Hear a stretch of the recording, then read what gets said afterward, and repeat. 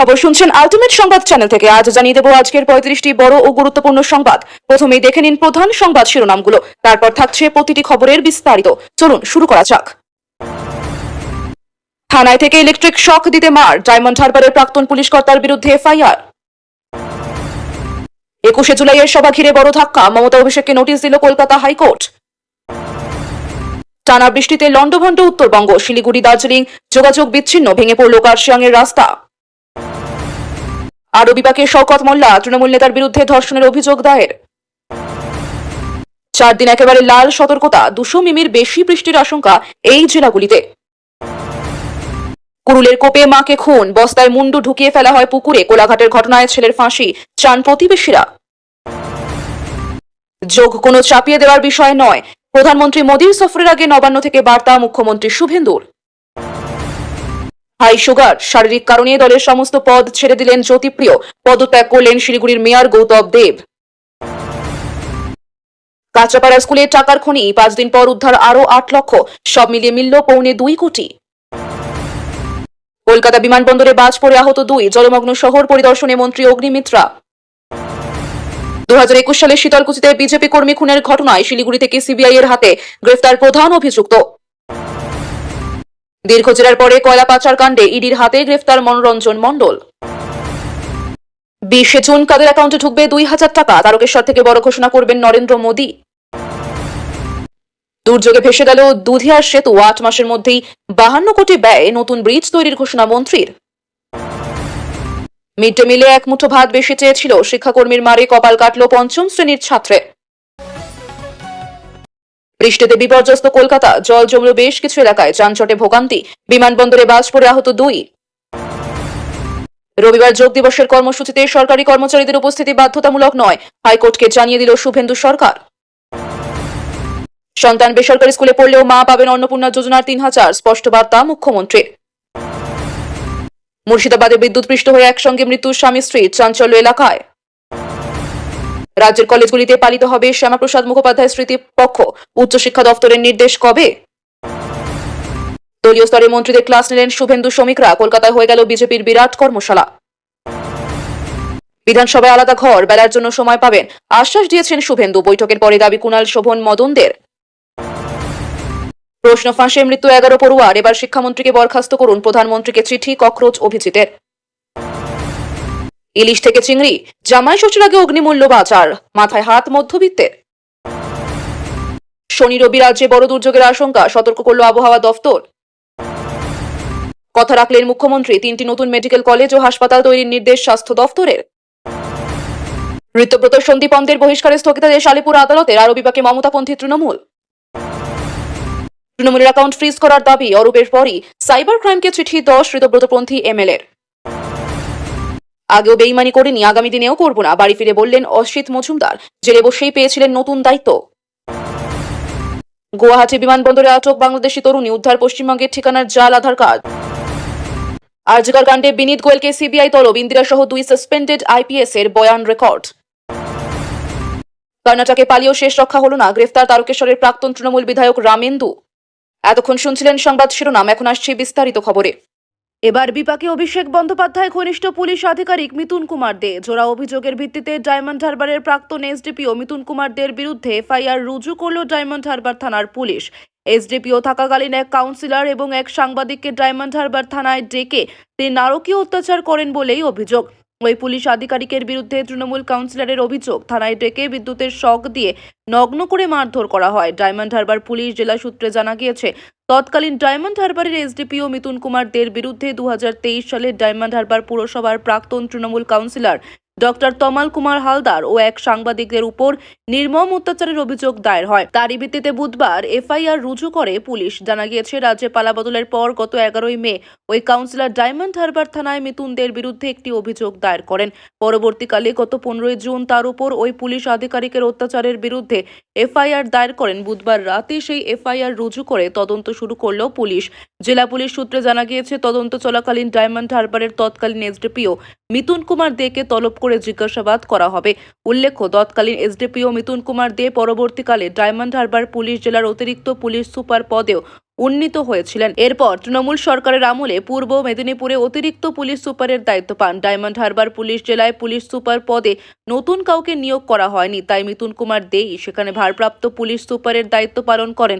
এরপর বিধানসভা ভোটের আগে নির্বাচন কমিশন তাকে বদলি করে দেয় খড়গপুর এসআরপি পদে। 2025 সালের 21শে জুলাইয়ের শহীদ দিবসের সভা নিয়ে নতুন করে আইনি জটিলতায় পড়ল তৃণমূল কংগ্রেস। অভিযোগ, সভার জন্য কলকাতার গুরুত্বপূর্ণ রাস্তা বন্ধ করে দেওয়া হয়েছিল, যা হাইকোর্টের আগের নির্দেশের বিরোধী। এই অভিযোগে আদালত অবমাননার মামলা দায়ের হয়েছে। সেই মামলায় তৃণমূল নেত্রী মমতা বন্দ্যোপাধ্যায় এবং দলের সর্বভারতীয় সাধারণ সম্পাদক অভিষেক বন্দ্যোপাধ্যায়কে নোটিশ পাঠিয়েছে কলকাতা হাইকোর্ট। 21শে জুলাইয়ের সভা নিয়ে হাইকোর্টের নোটিশ। 2025 সালের 21শে জুলাই ধর্মতলায় তৃণমূলের শহীদ দিবসের সভা হয়েছিল। সেই সভাকে ঘিরেই এবার আদালতে অবমাননার অভিযোগ উঠেছে। শুক্রবার কলকাতা হাইকোর্টে মামলার শুনানিতে বিচারপতি অরিজিৎ বন্দ্যোপাধ্যায় ডিভিশন বেঞ্চ মমতা বন্দ্যোপাধ্যায় ও অভিষেক বন্দ্যোপাধ্যায়কে নোটিশ দেওয়ার নির্দেশ দেয়। আগামী 3রা জুলাই মামলার পরবর্তী শুনানি হতে পারে। মামলাকারীর অভিযোগ, 21শে জুলাইয়ের সভার জন্য শহরের একটি গুরুত্বপূর্ণ রাস্তা বন্ধ করে দেওয়া হয়েছিল। এর ফলে সাধারণ মানুষ ও যানবাহন চলাচলে সমস্যা তৈরি হয়। সেই কারণেই আদালতের দ্বারস্থ হন তিনি। আসলে 2018 সালে রাজনৈতিক সভা ও মিছিল নিয়ে একটি জনস্বার্থ মামলার শুনানিতে কলকাতা হাইকোর্ট কিছু নির্দেশ দিয়েছিল। আদালত জানিয়েছিল, কোনো রাজনৈতিক সভার জন্য শহরের বড় বা প্রধান রাস্তা পুরোপুরি বন্ধ করা যাবে না। রাস্তার একটি অংশ সব সময় সাধারণ মানুষের চলাচলের জন্য খোলা রাখতে হবে। এছাড়া অ্যাম্বুলেন্স সহ জরুরি পরিষেবার চলাচল যাতে বাধাপ্রাপ্ত না হয় তা নিশ্চিত করতে হবে। যানজট এড়াতে বিকল্প রাস্তার ব্যবস্থাও রাখতে হবে এবং আগে থেকেই সেই তথ্য মানুষকে জানাতে হবে বলে আদালত নির্দেশ দিয়েছিল। তৎকালীন বিচারপতি জ্যোতির্ময় ভট্টাচার্য এবং বিচারপতি অরিজিৎ বন্দ্যোপাধ্যায়ের বেঞ্চ জানিয়েছিল, বড় রাজনৈতিক সভা বা মিছিলের কারণে কলকাতায় প্রায়ই ব্যাপক যানজট তৈরি হয়। এতে সাধারণ মানুষ এবং জরুরি পরিষেবাগুলি সমস্যার মুখে পড়ে। তাই রাজনৈতিক কর্মসূচির জন্য নাগরিকদের স্বাভাবিক জীবনযাত্রা ব্যাহত হওয়া উচিত নয় বলেও আদালত মন্তব্য করেছিল। বর্তমান মামলার অভিযোগ, ওই নির্দেশ মানা হয়নি। 2025 সালের 21শে জুলাইয়ের সভা সময় রাস্তা বন্ধ করে কর্মসূচি করা হয়েছিল, যার ফলে বহু মানুষ ভোগান্তির শিকার হন। সেই অভিযোগের ভিত্তিতেই আদালত অবমাননার মামলা হয়েছে। এখন এই বিষয়ে আদালতে নিজেদের বক্তব্য জানাতে হবে মমতা বন্দ্যোপাধ্যায় ও অভিষেক বন্দ্যোপাধ্যায়কে। বৃহস্পতিবার সন্ধ্যা থেকে শুরু করে শুক্রবার ভোর পর্যন্ত লাগাতার চলা রাতভর ভারী বৃষ্টিতে বিপর্যস্ত হয়ে পড়েছে পাহাড়। এই সময়ের মধ্যে পাহাড় ও সমতল মিলিয়ে প্রায় 200 মিলিমিটার বৃষ্টিপাত রেকর্ড করা হয়েছে। অতি বর্ষণের জেরে উত্তরবঙ্গের নদীগুলির জলস্তর আশঙ্কাজনকভাবে বৃদ্ধি পেয়েছে।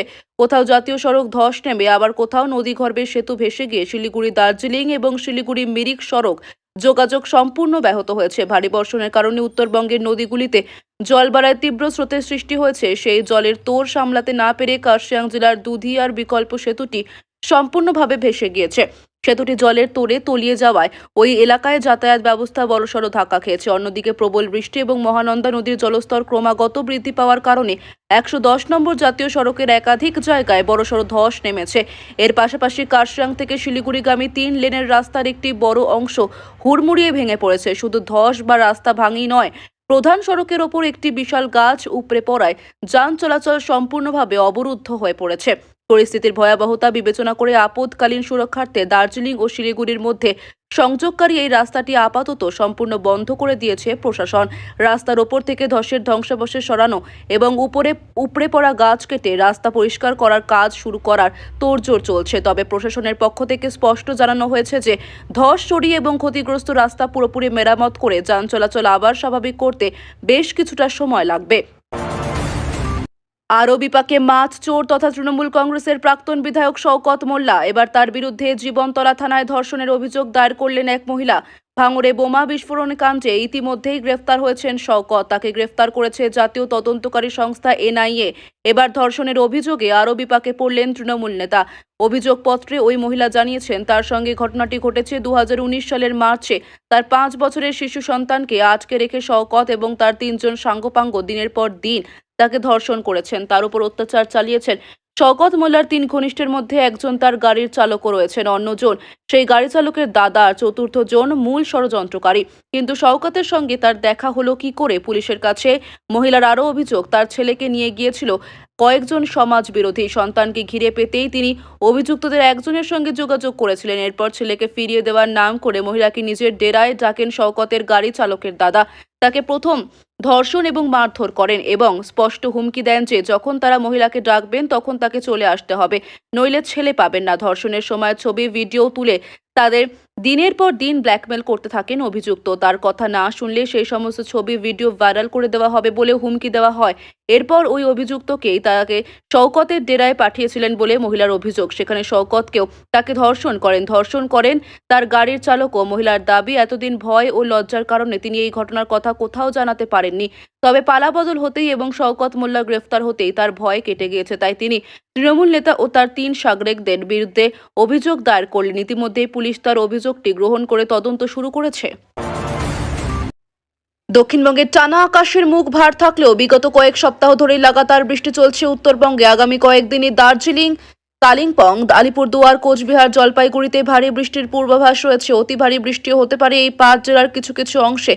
ফলে উত্তরবঙ্গে যে ভয়াবহ দুর্যোগের আশঙ্কা রয়েছে তা বলার অপেক্ষা রাখে না। ইতিমধ্যেই 10 নম্বর জাতীয় সড়কের উপরেও ধসের খবর মিলেছে। অন্যদিকে দুধিয়া ব্রিজের অস্থায়ী ডাইভারশনের একটি অংশ মারাত্মকভাবে ক্ষতিগ্রস্ত হয়েছে। এই আবহে অতিবৃষ্টির পাহাড়ে আরও ধ্বংসের সতর্ক বার্তা থাকছে। 4 দিন সিকিম, দার্জিলিং, কালিম্পংয়ে অতি ভারী বৃষ্টির কয়লার সতর্কতা জারি করেছে আবহাওয়া দফতর। থাকছে হরপা বানের ভয়। পাহাড়ি নদী থেকে দূর থাকার পরামর্শ দিচ্ছেন আবহাওয়া দফতরের কর্তারা। প্রসঙ্গত বিগত কয়েকদিন ধরেই টানা বৃষ্টি চলছে ডুয়ার্সের প্রায় সর্বত্রই। এবার সেই বৃষ্টির দাপট আরও বাড়তে পারে। আগামী 4 দিন লাল সতর্কতা জলপাইগুড়ি, আলিপুরদুয়ারে। শনিবার লাল সতর্কতা কোচবিহারেও। হাওয়া অফিস বলছে একদিনে 200 মিমির বেশি বৃষ্টিও হতে পারে ডুয়ার্সে। ভুটানের জল স্থানীয় বৃষ্টিতে ডুয়ার্সের নদীতে জলস্ফীতির সতর্কতা। প্রবল বৃষ্টির সঙ্গে ধস আর জল জমার জন্য সমস্যায় পড়েছেন অনেক উত্তরবঙ্গে আগত পর্যটকরা। এই অবস্থায় তাদের জন্য ইতিমধ্যেই হেল্পলাইন চালু করেছে রাজ্য সরকার। পাশাপাশি উত্তরবঙ্গের পরিস্থিতি নিয়ে উচ্চ পর্যায়ের ভার্চুয়াল পর্যালোচনা বৈঠক করেছেন পূর্ত দফতরের মন্ত্রী অজয় কুমার পোদ্দার। তিনি ছাড়াও বৈঠকে ছিলেন সচিব অন্তরা আচার্য, দার্জিলিং, জলপাইগুড়ি, আলিপুরদুয়ার ও কালিম্পং জেলার জেলা শাসক এবং গণপূর্ত দফতরের ঊর্ধ্বতন আধিকারিকরা। পুলিশ এসে একটি পুকুর থেকে বস্তাবন্দি মুন্ডু উদ্ধার করে। ইতিমধ্যেই মাকে খুনের অভিযোগে পুত্রকে গ্রেফতার করেছে পুলিশ। পুলিশ সূত্রে খবর, প্রাথমিক জেরায় মাকে খুন করার কথা স্বীকার করেছেন অভিযুক্ত। কুরুলের কোণে বৃদ্ধা মাকে খুন করল ছেলে। কোলাঘাটের এই ঘটনায় অভিযোগের ফাঁসি চাইছেন প্রতিবেশীরা। পূর্ব মেদিনীপুরের কোলাঘাট থানা এলাকার অন্তর্গত কাউরাচণ্ডী গ্রামের বাসিন্দা ভারতী চক্রবর্তী। বছর 65 এই বৃদ্ধাকে তারই পুত্র বাসুদেব চক্রবর্তী খুন করেছেন বলে অভিযোগ। বুধবার ভোরে এই ঘটনার কথা জানতে পেরেই বাসুদেবের বাড়িতে যান প্রতিবেশীদের একাংশ। তারা গিয়ে দেখেন বাড়ির ভিতরে ভারতী দেবীর মুন্ডহীন দেহ পড়ে রয়েছে আর বাসুদেবের প্যান্টে রক্তের দাগ লেগে রয়েছে। কাটা মুন্ডুর সন্ধানে তল্লাশি শুরু হয়। পরে পুলিশ এসে একটি পুকুর থেকে বস্তাবন্দি মুন্ডু উদ্ধার করে। ইতিমধ্যেই বাসুদেবকে গ্রেফতার করেছে পুলিশ। পুলিশ সূত্রে খবর, প্রাথমিক জেরায় মাকে খুন করার কথা স্বীকার করেছেন অভিযুক্ত। ঘটনার পূর্ণাঙ্গ তদন্ত করেছে কোলাঘাট থানার পুলিশ। প্রতিবেশীদের দাবি, কয়েক বছর ধরে মানসিক অবসাদে ভুগছিলেন অভিযুক্ত। তবে এই দাবির সত্যতা খতিয়ে দেখছে পুলিশ। বৃহস্পতিবার নবান্নে কেন্দ্রীয় মন্ত্রী প্রতাপ রাও যাদবকে পাশে নিয়ে সাংবাদিক বৈঠকে এমনই মন্তব্য করলেন মুখ্যমন্ত্রী শুভেন্দু অধিকারী। তিনি বলেন, যোগ কোনো চাপিয়ে দেওয়ার বিষয় নয়। এই পশ্চিমবঙ্গের মাটি থেকেই যে যোগের সূচনা হয়েছিল তাকে আবার তার পুরনো জায়গায় ফিরিয়ে দেওয়া হচ্ছে।